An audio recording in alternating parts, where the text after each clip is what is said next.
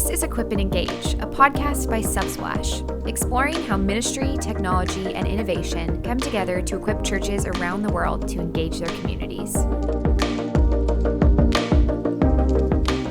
Hi, and welcome to Equip and Engage. My name is Carolyn Farney, and today I'm joined by my co-host, Nick Bogardus, VP of Marketing here at Subsplash. Hey, Nick. Hey, Carolyn. It's awesome to be here. It's good to see you. How you doing? Doing great. Yeah, really excited for today's conversation, and I think it really couldn't have come at a better time. I agree. I mean, the topic of wisdom is necessary for everybody in our chaotic age, but it is particularly necessary for church leaders that are trying to lead, minister, disciple in a digital and in-person environment. As someone who pastored for most of the last 18 months, I'm definitely familiar with the experience of a lot of pastors, and the dozens and dozens that I've talked to over the last 18 months, their experience resonates with similar circumstances. And so it can be overwhelming. And so pastors have to understand where do we get wisdom? How do we get wisdom in such a challenging age? But even more particularly to our conversation today with Brett is, how can we wisely make disciples in a complex digital age? It's so true. And I think we brought on just the right person to join this conversation. Our guest today is Brett McCracken. He is the senior editor and director of communications for the Gospel Coalition, which is an organization that's focused on supporting the church with resources centered on the gospel of Jesus Christ. He's also an elder at Southlands Church in Orange County and an author of 4 books that have really challenged some of our everyday assumptions. Uncomfortable, Hipster Christianity, Gray Matters, and the book we get into quite a bit, which is his most recent, The Wisdom Pyramid. Yeah, so we really jump off from that book and we hit on some really helpful topics for church leaders today in this conversation. We start by defining what is wisdom, because we should have a common starting point, right? And then we go into what's at stake with not understanding what true wisdom is and how to leverage it when it comes to making disciples. Then we ask really helpful questions like, what questions should church leaders be asking themselves when it comes to technology and the internet and social media? And we finish by talking about 3 things that church leaders can do to avoid foolishness when making disciples in our complex age. So all in all, Brett is an incredibly deep and helpful thinker, and I think it'll be really helpful for our listeners today. It was a really great conversation, and we know you're going to love it. So let's go ahead and jump in. Well, hi, Brett, and welcome to the Equip and Engage podcast. Thanks for joining us. Thank you for having me. It's good to be here. Yeah, it's good to be with you, Brett. Let's dive right in. I kind of want to set the context for this conversation for those who are listening, to frame it as they're paying attention to how we can avoid foolishness and have wisdom as we make disciples in such a complex age. Never before in the history of the church have church leaders and churches had to exist almost simultaneously and equally in 2 different realms. The pandemic has accelerated those challenges and some of those opportunities. And so they have to exist in person and they have to exist online. And so I kind of want to just start by looking at what are we up against in such a unique, unprecedented environment. You've written a lot about this. Your latest book is about wisdom. And so why don't we start for our listeners by just defining what is wisdom? Yeah, I think I would define wisdom as kind of a moral intuition. It's basically how do we live rightly, not just the right answers on a factual basis, but how do we live rightly? So it's what we do with knowledge, with facts, with all the intakes that come into us. How does it then lead us to live? And how do we just make decisions in the moment, recognize the best course of action, kind of locate and identify truth versus falsehood, goodness versus evil. So I would say it's a moral intuition, unlike information, which is just kind of data. I like Keller's description of it being living in accordance with God's design in creation, and he uses it like are you familiar with his like the skin of a shark, where he says like to live according to God's wisdom is to like pet the shark in the way that goes with the scale so it's smooth, and to live according to foolishness is to go the opposite way where you're grating against it and it's rough. And so I hear that in what you're saying, that there is actually an underlying current by which we are to order and live our lives. What would you say to the question of like, what does that mean? Wisdom can be found anywhere. Where do we find it? Yeah, so I think going off of that idea of wisdom is kind of living according to God's design, and in that current, I think it follows that wisdom is found in proximity to God. If God is the standard and the source, and His design of things is what's conducive to living a life of wisdom, then we find wisdom in His presence, and the closer we get to Him. And that's kind of the operating premise of my book, The Wisdom Pyramid, in terms of how I structure the levels of wisdom, if you will. From the bottom up, they go from most proximate to God as the most important sources of wisdom to least proximate to God at the top. So, yeah. Cool. So what's interesting is even as you describe a pyramid, or we've described an objective God-related wisdom, that means that there's something outside of us by which we are called to, right? The prevailing kind of ethos in our moment is like a postmodern, kind of post-truth kind of air that we're all breathing. For those who might not be familiar with that kind of, I guess, worldview, like how would you describe postmodernism or post-truth? Yeah, I mean, I think in some ways they're synonymous, those terms. I don't use postmodern in my writing because I think it's just notoriously, used vaguely as a word. Post-truth is, I like it because it specifically gets at the problem of postmodernity, of like what happens when you live in a world post-truth. Like naturally things begin to fray and fragment, and everyone just has kind of a to each their own approach to reality.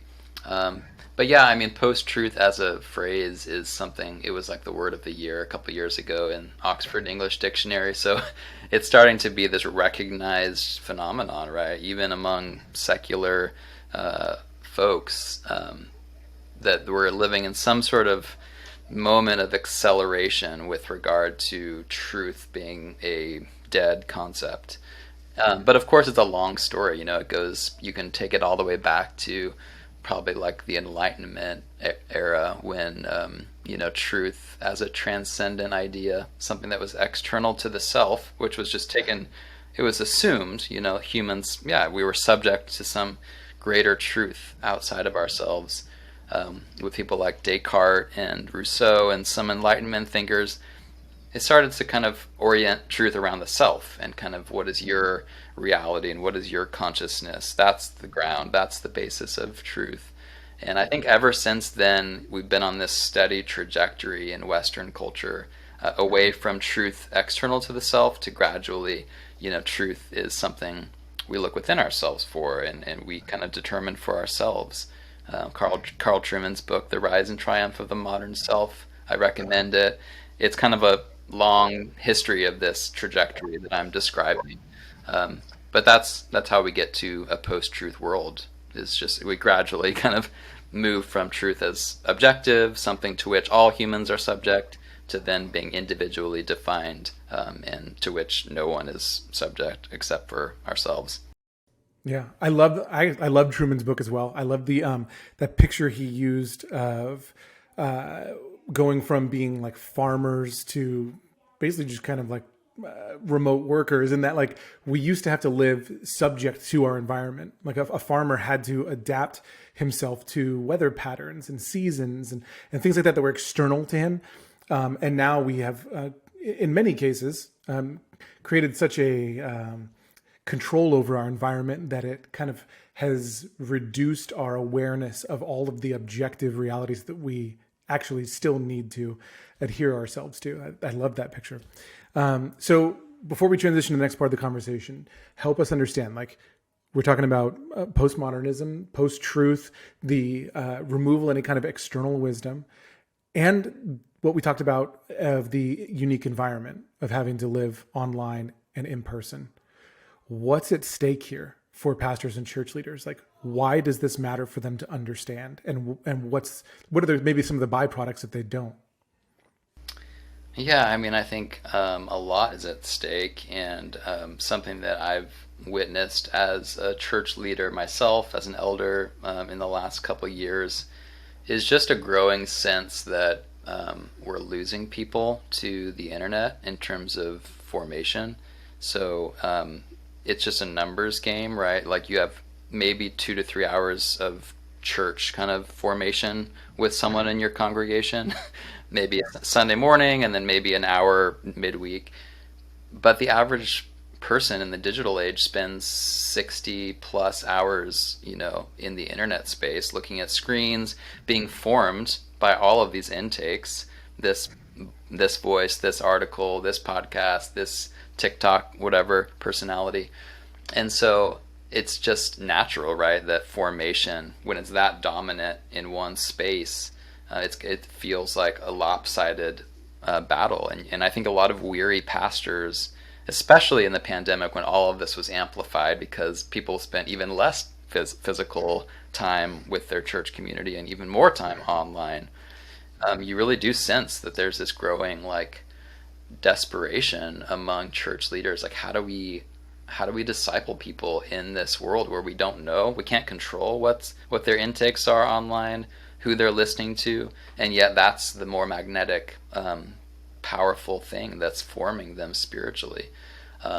So yeah, I think that's the biggest thing that's at stake is formation. How do we make disciples when the digital internet space is by far the dominant shaping space these days? That's great. I mean, so I hear you saying really the biggest obstacles are the competition of distraction and the formation that people are giving themselves to through the week. What are some of the, what does that look like? Like, because I'm sure pastors would resonate that as they hear that and go, yes, I've experienced that. But maybe you can give a picture of what do maybe some of those malformed disciples look like? Yeah, I mean, I think the like one type of person that I think I've encountered a lot in the last couple of years is the Christian who, because they spend so much of their time on, let's say, social media, Twitter, whatever, they have gradually kind of been conditioned to channel all of their passion, and it's a good thing, right? Like, we're all built in with passion for things like justice and righteousness, and yet they channel all of that through what's happening on Twitter and the latest egregious injustice happening on some other part of the world, that they don't have much left to give to the in-person kind of tangible community right around them. And so I've encountered so many like young people who I disciple, who are so aware and in the weeds on these national political controversies, whatever Trump did the previous week. But when I press in and ask them, okay, let's talk about local issues, and like, who are you going to vote for in the city council race, and like, what are some local causes that are tangible ways you can actually channel your passion here? And a lot of them just don't know or don't care and couldn't name any local political person at all.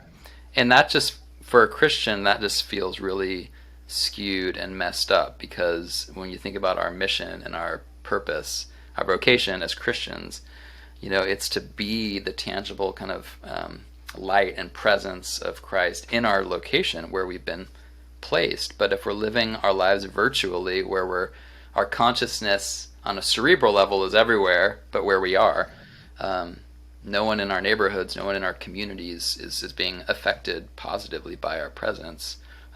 Someone on Twitter who lives thousands of miles away might be affected by what you have to say. But I mean, that's just one example of a type of person that I think is being malformed as a Christian by the internet space. So I loved your, the wisdom pyramid and how it's akin to the food pyramid. And I remember that growing up, that it's like the takeaway, eat your vegetables. But in that, and just for those, we'll link this in the show notes for people to be able to see. You've got some great media around that. But the bottom being the Bible, that as a source of wisdom being kind of the piece that you should intake the most. Above that being the church and the people of the church there. Above that you had nature. Above that you had books, and then beauty, so art. And then at the top of that being internet and social media. And outside of the nature component, I was just struck right off the bat of how even internet and social media, ways that has bled into a lot of those different tiers. And so really my question around it being, as and internet and social media being a component, but how do we leverage technology really to overcome what is a lot of distraction, a lot of information overload, to really arrive at sources of truth and wisdom? Yeah, no, it's a great question. And, some people ask me, don't you work for a website for a living, like the Gospel Coalition? Like, why do you rag on the internet and social media so much if that's what you do for a living? And my answer is similar to how I'm going to answer your question, which is I think generally the internet and social media has a lot of hazards. It's a very potentially sickly environment. But the only way we can help people flourish in this world is to have some people who are present in that space, trying to steer the ship in healthier directions, and ultimately trying to point people on the internet off the internet, right, to better sources of wisdom. So one way that I think we can leverage the internet for wisdom is exactly that, to kind of try to make the case on the internet for why these other sources of wisdom, kind of the lower categories on the wisdom pyramid, things like the Bible, church, even nature, right? I publish articles on the internet all the time arguing for go outside, put down your phone and go outside. Things like beauty, if we use the internet to point people to beauty and to kind of advocate for that, that's a good use of it, right? I think when the internet becomes an end unto itself, where it just kind of becomes this all-consuming time suck, where the point is just more internet, that's where it's a problem. But if it's a tool where we can hopefully celebrate and equip people to better commit to and live in healthier places like the local church, scripture, nature, then I think it's good. And I think that's what we try to do at the Gospel Coalition. Ultimately we support the local church, and that's our number one takeaway for our readers is you better not be reading our articles on your phone and not going to a local church, because that would be messed up. We want you to be going to a church first and maybe reading your TGC articles if you have time. But it seems paradoxical, right, for someone who lives in this space and makes a living from it to say that the most important thing we can do with the internet is to get people off of it. But more and more, I think that's true. I think the internet is such a shaping space that the only way to have a counter-formational space is offline in tangible reality. So yeah, and as I listen to you, it's thinking about moderation, thinking about even the discipline of fasting, and places where, I instantly think of fasting and food, and places where fasting and, like you said, the internet can come in. So one other place that kind of strikes me too, thinking about internet and thinking about technology, because, technology, I've got Bible apps on my phone that help me keep in step with what I'm reading, or apps that, help, speak Psalms to me as I'm going to bed. But what are the questions that church leaders need to be asking themselves when it comes to technology, to the internet, to social media? And I know those are separate categories, but what are those things that, if they're not already asking and they're kind of just going in the current, what are those things that they should be having these discussions, not just the media pastor, or the online pastor, but hey, this should be more of a executive leadership type discussion we're starting to ask? Yeah, it's a great question.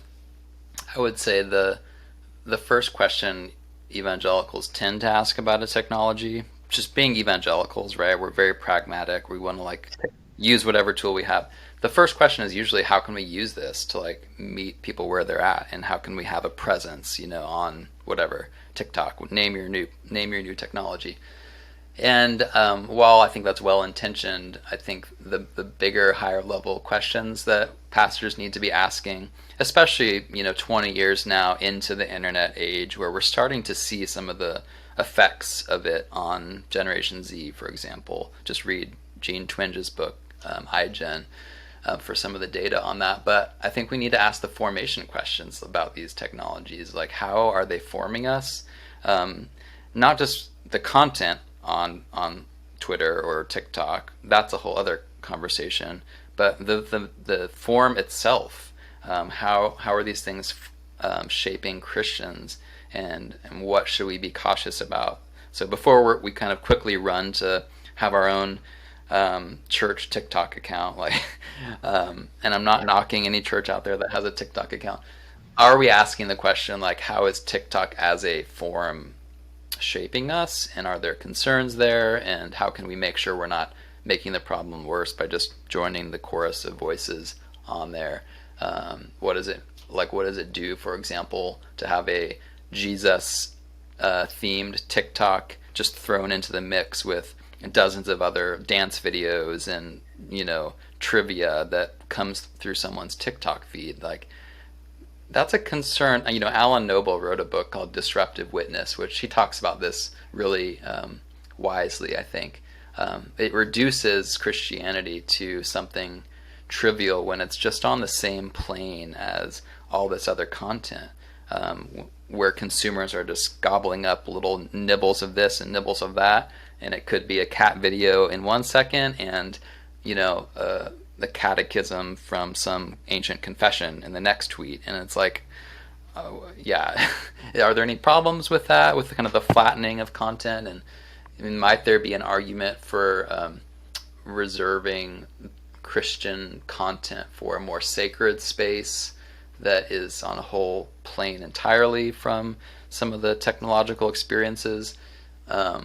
Again, this sounds a little paradoxical coming from someone who produces content on the internet, but man, I really think for the next generation, we have to make it clear that the church and the life of following Jesus is wholly other than following a thought leader on Twitter, or having a cool experience on YouTube that feels worshipful. Like, they're just categorically different, and that I think the risk we run when we blur those lines is we just feed kind of the consumeristic religion, where people are like, yeah, I'll have a little bit of religion in my feed and a little bit of this kind of guru, some Joe Rogan, some who knows what, Oprah, and then my pastor, and then this pastor and that. Yeah, so I could go on and on about that problem, but we'll get right back to our conversation with Brett. But first, we know that many churches and pastors like yourself are struggling with knowing where your people are physically and spiritually. The reality is that the majority of churches aren't just rebuilding from the pandemic, you're replanting. Barna research found that 29% of Christians were streaming services on demand during the week rather than on Sundays, and that 35% of Christians attended a church other than their home church prior to COVID. Pastors are trying to make sense of who's in person on Sundays, who's streaming, and who's in your small groups. And you need one single place to see and know the health of your community in order to make a lasting kingdom impact. That's why we're so excited about Subsplash One. Subsplash One is one package for one price, one powerful platform to simplify your technology, connect with your people, and make more disciples. Today's listeners can get started at subsplash.com/wisdom. That's subsplash.com/wisdom. Now, back to the show.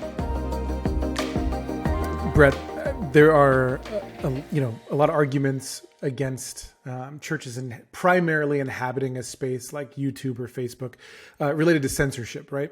I think there's, in some of what you're saying, there could be another argument made for the formation piece of it, of churches having their own ecosystem, like for their people. Like if they have to inhabit two realms, how can they create a realm that is less jarring? You know, like the picture you used that from Noble's book reminded me of Postman, where Postman talked about, you know, watching the news and seeing news about Afghanistan collapsing, but then seeing a toothpaste commercial that followed it and being like, wait, which one is substantial here?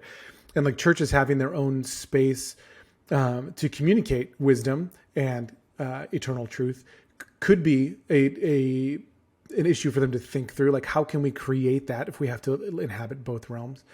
But I think also something you're saying that I think is helpful for church leaders is reorienting their target. Like the target isn't to deliver content to an end user, and the target is not to make donors. The target is to make disciples. And so how do we leverage the tools at hand as best as possible to form them into disciples and not merely, you know, recipients of something, furthering a consumeristic paradigm? Like it's helpful. So I think you just reorienting the target is really great, really helpful. Yeah, I love that summation too. And, you know, it's that juxtaposition, like you said, of, okay, for the sake of making disciples, how are we in the space? And yet, I mean, I wrote down the word formation. I love that, just reorienting to, you know, discipleship or what's the formation of it, and thinking through, I mean, even churches I talk to every day, that there's this component of, you know, Facebook Live, YouTube Live, and, you know, we sit in a generation where the average attention span is 7 minutes, and thinking about, okay, we just sent someone into a worship space where Facebook knows how to just send a notification that takes me down what a high school friend did this weekend, something that's going to raise my blood pressure. And, you know, you're having to compete in this space. And so just some of those thoughtful components where it's kind of like you said, are there spaces to keep something sacred, to where, you know, we're in this generation where if it's more than 120 characters, or if the video isn't under a minute long, and now we're having to switch over to someone teaching the Bible for an hour, you know, there's this component that we're up against with that too. Yeah, I think the key word that you raised is just compete. Like the minute churches start thinking of this as we are competing against YouTube and TikTok, it's an admission that we as the church are substantively the same as those things. And so we're just all part of this crowded marketplace of attention that we're competing for eyeballs. And I think that's the losing strategy. Like we're never going to be able to compete as Christianity if we position ourselves as just one among many kind of consumeristic diversions that you could choose on a Sunday morning or whenever. Like, so I think the better strategy, instead of trying to replicate what YouTube is doing to like grab people or what TikTok is doing, we should just be the church. Like lean into the transcendence of church and the fundamental difference that we are from everything else happening in our culture. And my gut tells me that long term, with the next generation, that's going to be the type of church that they find refreshing and like a haven from the noise, from the chaos of their digitally mediated lives. I don't think that they're going to, you know, run to the church that's just another app on their phone or another digital, you know, consumeristic experience. But a church that is fundamentally different might be something that they, you know, that they will eventually return to or will find that they need as kind of digitally emaciated souls. Absolutely. There's that, you know, you are onslaught of information, and then you go out, whether it's in nature or even, you know, I've experienced this in my house recently after having guests, that the silence is it's such a change up to where you like forget that your soul needed that. And, as Christians, we know there's design there for us. We aren't designed to know all things and to have this constant onslaught. But I want to go back to, the more around redeeming digital, if it were, but what's the church today doing well when it comes to digital discipleship? Yeah, I've been encouraged recently that there seems to be more conversation just about kind of what I've been describing about these bigger picture questions. How are we being shaped by these technologies? What is social media doing to us as disciples of Jesus? I've just read more and more articles, listened to some good podcasts. Jason Thacker has a good podcast called Weekly Tech, which he's just one of many examples of Christians in this space starting to ask these questions. So I would say that's one thing that we're doing well recently, is starting to have these important meta conversations about technology's formative power beyond its utilitarian potential, which, as I said, is kind of the first phase of evangelical involvement with technology. But I think the more we can close the gap between that first phase of early adoption to kind of, well, let's think about this. Those should actually be one kind of thing happening simultaneously. So yeah, but I think that we're starting to see some good books come out, and I anticipate that this is going to be a bigger and bigger genre of Christian books and resources. How do we make healthy disciples in a digitally inundated environment? Oh, absolutely. And it's been a tangible, I think, speaking for myself, but also others, even this COVID season itself took what already was this digital world that was growing at a rapid pace and expedited it 3 to 5 years, if that, to where put it on steroids, as it were. And so I think, like you mentioned, even just as we're picking up the conversation around it. But on the opposite side of that question, what's the church doing poorly today when it comes to digital discipleship? Yeah, I think it's just kind of what I've already said about not having the kind of meta questions be front and center of like, how is a certain technology, forming us, and thinking deeply about that, and going beyond like the kind of surface level questions of like time on platform. And that's like an easy kind of low hanging fruit with like digital discipleship. Like, well, how much time are you on Facebook? Maybe if you cut that in half, that'll be like, the answer. And I think that's part of it, right? Moderation and time spent is part of the equation, but even someone who only spends 2 hours a week on Twitter, like what in the activity of what they're doing on that platform is potentially forming them negatively. So it's not just about time spent. So yeah, I think we're kind of not asking some of those deeper level questions yet. How does it affect your soul as a disciple of Jesus, for example, to be instantly aware of everything happening in the world, right? In the last 24 hours or 48 hours, like, earthquakes in Haiti, horrific things happening in Afghanistan, name 5 other things that, like, former generations, most of human history, right? Humans didn't have that experience. So what does that do to our souls? Kind of connects back to that example of a person, digitally formed Christian, who all of their emotion is taken up with these faraway dramas happening on the world that are mediated to them via social media, but it sucks all their passion and their longing for justice, such that they have nothing left to give in their local context, and that has huge repercussions for our churches and for our mission. So those are the types of questions that I want us to be asking more and more, like how do the actual activities of what we're doing in these technologies and what they're doing to us, how are they affecting our mission, our sense of identity as Christians, our ecclesiology, because it's affecting all of that, I think, in significant ways. I love it. And it feels like, it's circling around having these conversations and really developing what your theology around technology is with this. Because, at the core, like you're talking about, if you start asking these deeper questions, then as you start to play out the practicalities or the application of, okay, do we have a blog or do we not? Do we do Facebook Live? Do we not? Do we, do a sermon series on this or do we not? That obviously is going to play out strategically different at different churches.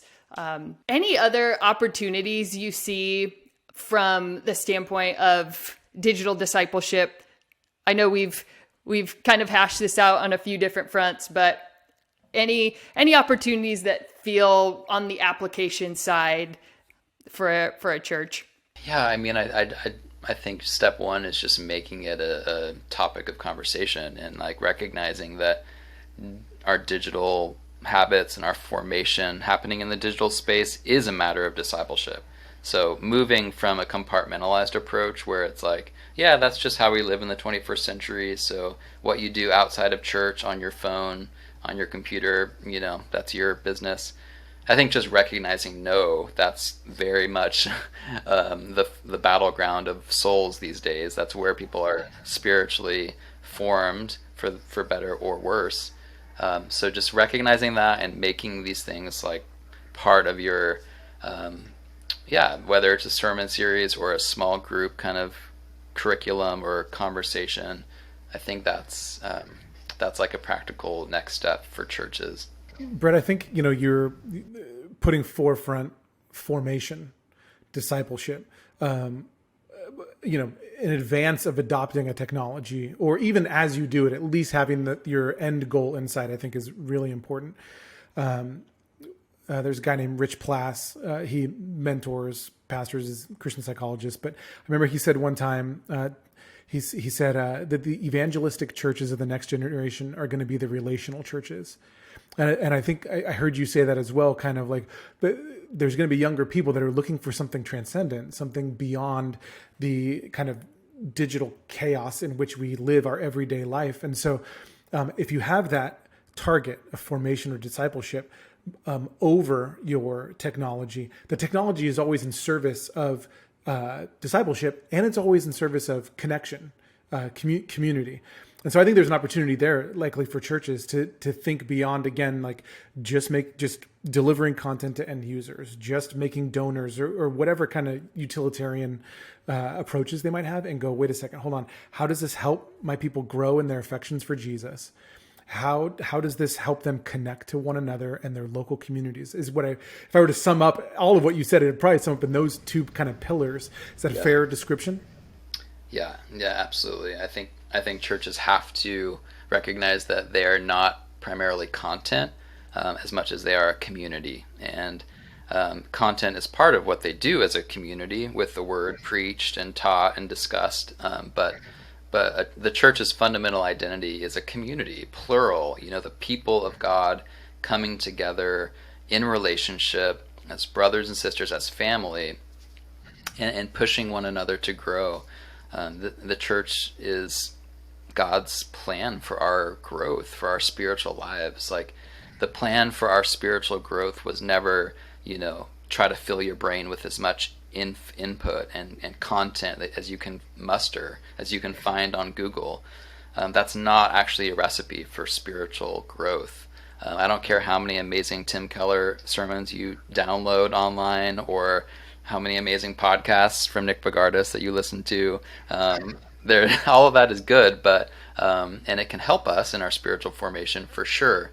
But it's never as potent, I think, as a healthy church community where you can be known, where it's a two-way relationship, right? Content is just one way. Usually, it's you receiving from some distant voice out there that you don't have a relationship with. They don't really know you. You can't follow up with questions that they can kind of respond to. But you can in a church, and you can have face-to-face kind of iterative discussions that are tailored to your particular situation and growth and needs. So yeah, I mean, I think churches just need to recognize that that's what we have to offer, and that's a beautiful thing that's different than anything someone can find on Google.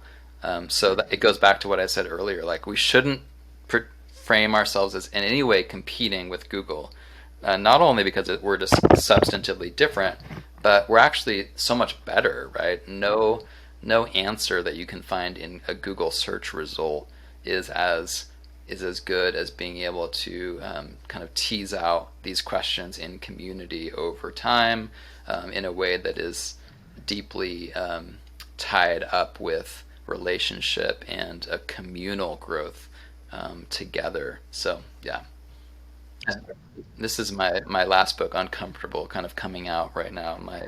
It's my book advocating for the local church as the primary place to grow. I love it. We got one last question for you, and that is, what are 3 things that pastors can do to avoid foolishness with technology and discipleship? If your call is for wisdom, how can they avoid the foolishness? Yeah.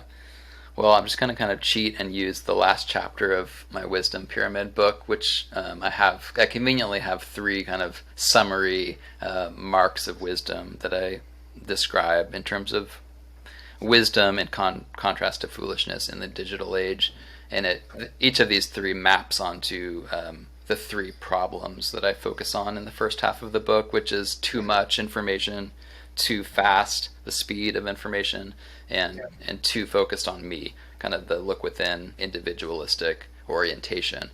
So if those are the 3 biggest problems, or 3 of the biggest problems, then 3 ways to be wise is to live in the opposite of that. So in a world of too much information, I think having a simpler kind of focused life that's rooted in, a more kind of narrow scope. So your local community versus the whole world, right? A couple voices that you trust versus a million voices on Google.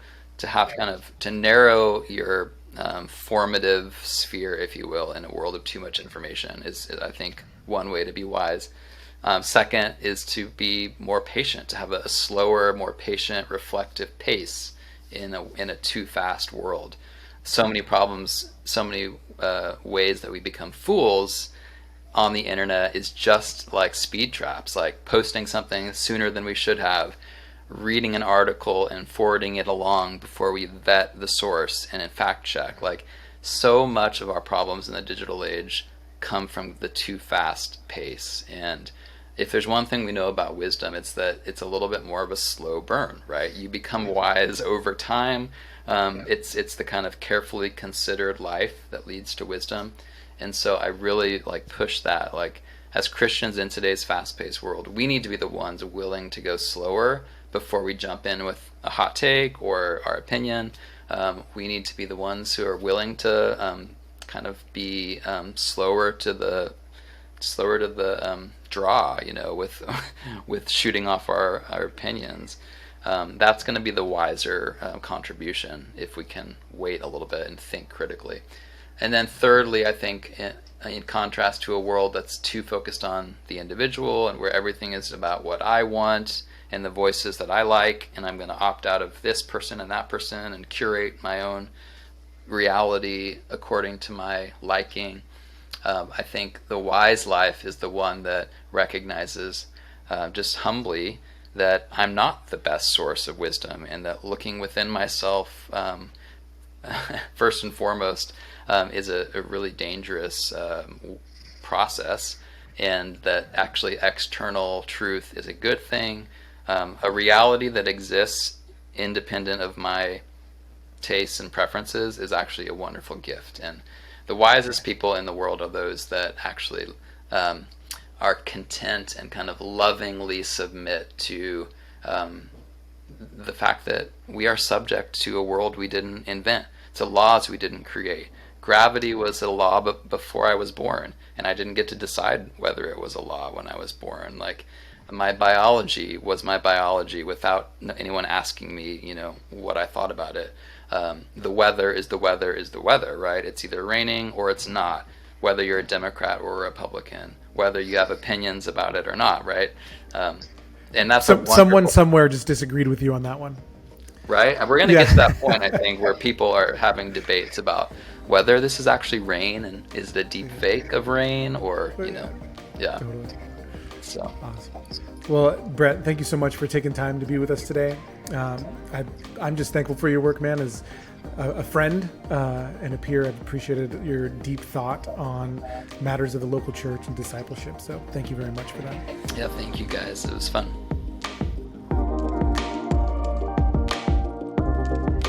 Wow, what a great conversation. We are so thankful to have Brett have joined us today on the podcast to speak into something that we think the church is really going to benefit from during this season. That's right. There's a lot at stake here, and growing in wisdom around technology can make all the difference between pastors feeling like they're just treading water and actually making a growing kingdom impact. Absolutely. And as a reminder, you can learn about how we at Subsplash are building tools to help pastors overcome the complexity and really get started with digital discipleship. You can get started today at subsplash.com/wisdom. Again, that's subsplash.com/wisdom. Thanks for listening, and you can check out Equip and Engage anywhere you listen to podcasts. And if you haven't already, share and listen to this with a friend. We'll see you next time.